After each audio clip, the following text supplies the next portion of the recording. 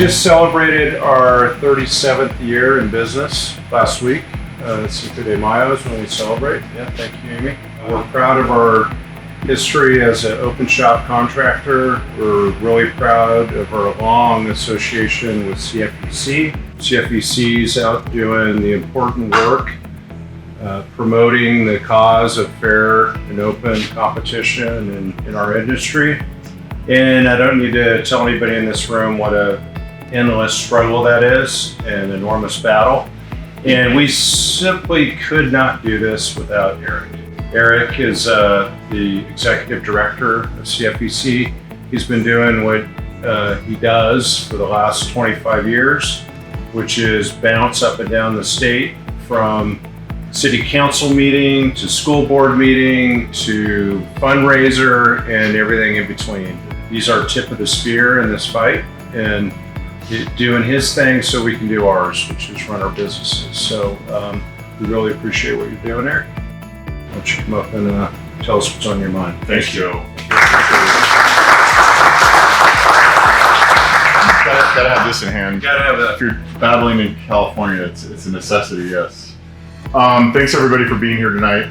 We are fortunate to be here tonight because a lot of you have decided to remain in business here in California, the state with the highest unemployment rate, illiteracy rate, poverty rate, gas tax, homeless rate, gas prices.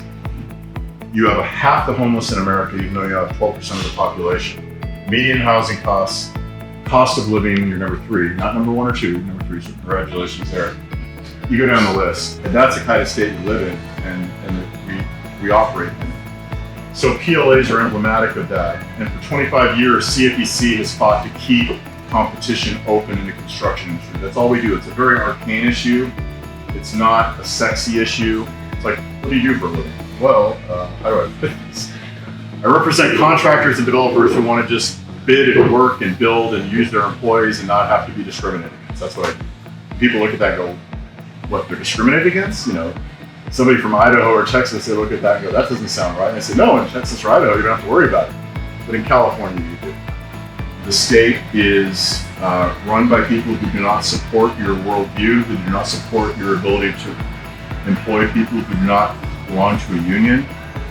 It's the only form of discrimination that's still explicitly allowed in this state, which I find just mind-boggling, because Dave Everett, who's representing the Western Electrical Contractors Association now. WECA, by the way, is a great group. If you're an electrical company and you don't belong to them, you should. Just a little plug there. WECA alone contributes $50,000 a year to CFEC, just WECA, and we appreciate that, and them. They're just a terrific organization.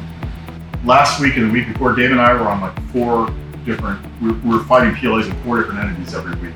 And I think they're all in San Diego, sadly. San Diego, well, actually they're everywhere, but you know, it's funny because we're fighting these and we have to sit through these entire meetings and it's painful. I mean, there's a lot of nonsense that's talked about. Nowadays, you have to listen to an hour and a half of pro-Hamas terror supporters getting up and telling these city councils they need to support the terrorists. And it's like, God, I don't want to listen to this. Doesn't give you a lot of hope for the future. But we do. We do listen to it because we're paid to it. And we get through it, it's like, are you drinking this entire time? Because I am, and it's the only way I'm gonna get through this. And we get through these meetings, but when you listen to them, you really understand you're governed by your inferiors. I mean, these are crazy people. And that's what we do because we have to inject reason and sanity and the voice of fairness into these discussions, whereas they're never heard. Carl Demiao is gonna run for the assembly. He's going to be the next assemblyman. He's going to be a tiger up there in the crazy town up in Sacramento, which is necessary. In my race, the unions, the building trades, San Diego Labor Council, IBEW, have put in $275,000 against me so far. And they have pledged to put in more than that in the general election. What's going on is that the PLAs are being wrapped in basically deceptive advertising, local hires, protecting minorities and whatnot.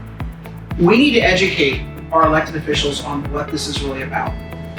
We have Republicans in Sacramento, we have Republicans at your school board, we have Republicans on city council and on county board who are going with the PLAs for 2 reasons: ignorance, and secondly, the campaign buy-offs from the labor unions.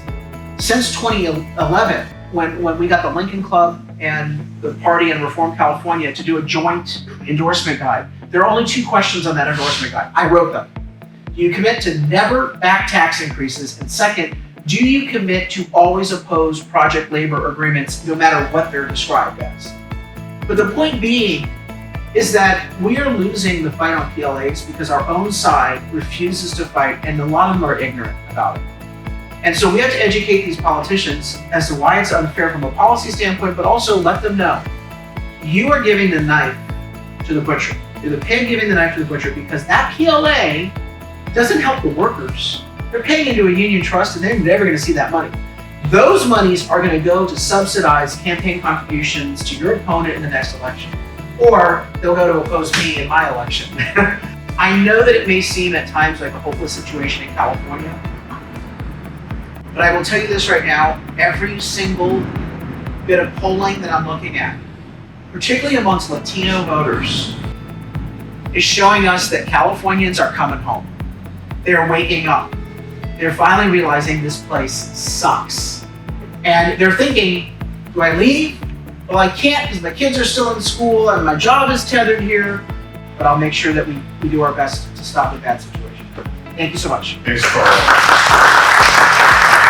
Nobody else is doing that but us. We do it. We send emails, mailers, we make calls, we set up Zoom calls, and we begin the education process. We say, just want you to know, congratulations on the passage of your bond. You are now about to be approached regarding something called a PLA. When you are through hearing about it, you're going to think it's going to bring peace on earth, goodwill towards men, and it's a bag of garbage, and you need to understand that. That's in San Diego County. Now let's go to Ventura County and LA County and Orange County and Sacramento County, and we're doing that across the state. Amy Reichert is somebody who I have a heart for, and so Amy's a warrior. Amy, come up and talk to us. Here's how it went down at the San Diego County Board of Supervisors. I had a friend who was sitting in the audience, and she noticed that the SEIU leader, Crystal Irving, noticed that some people were leaving. And she said, stay, just stay, 10 more minutes. That's all I asked, just 10 more minutes. 10 minutes later, to the second, that is when the unions started yelling, screaming, chanting. They took over the chamber. It was so disruptive that the San Diego County Board of Supervisors all got up and vacated the chamber. To give you an idea, clapping is not allowed. That was a rule passed by Nathan Fetch. You're not allowed to clap. And yet, the unions took over the chamber for a full 15 minutes. The Democrat Central Committee is completely union operated now. Thank you everybody for being here and for taking your principled stands. I believe that the tide is turning. People have had enough, and I just want to thank you so much for all of the work that all of you do. Before she became full-time mom, my former operations manager, I said, you know what, I'm just going to do this as a test case. I'm going to put something about, female anatomy in here. She goes, no, you're not. And I said, no, I am, because I want to see, because I know most of my customers are male. It was the highest open email we have ever had. She goes, oh my God, I'm so depressed.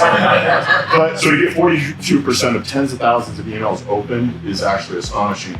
And that's what we do. We try and get data like this out to you to continue to educate people, because a lot of the people on our email list are people who don't have PLAs, they're elected officials, and they're reading this because I get emails from them and they go, thank you for sending this to me, because I'm a Democrat and I don't want to have to vote against the PLA, so I'm going to make sure this never even comes up for a vote so I don't have to vote against it. It's just not going to happen, because this is crazy. And so that's what we do. So thank you for being here and for contributing, and for just making this fight, which shouldn't even have to happen anyway, happen. And we'll continue doing what we do, and thanks for just being here tonight. So thank you.